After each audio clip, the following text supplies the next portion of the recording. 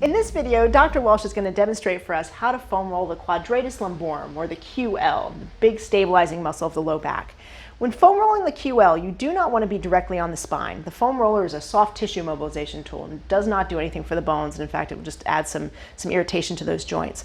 So she's going to come back with that foam roller position right on the side, in her case, the right side of that spine, that thick muscly area between the ribs and the hip. It's not a big motion. She's only going to roll about 4 inches or so from the top of the hip to the top of the rib. You do not want to be on the ribs. It does no good for the ribs. It's going to be very uncomfortable. She's just going to do a couple of short, slow passes. And she can position her body, so if she rocks her body more towards the outside, she's going to get a little bit more of the outside of that QL. And if she rocks her shoulders back so that they're facing a little more up to the ceiling, she is not directly on the spine, but she is on the inside of that quadratus lumborum. And as with any other area, if there's any tender spots, she's just going to put some pressure on it, rock back and forth until it either relieves or 30 seconds have passed. And then she's just going to lean to the other side and repeat on that left side.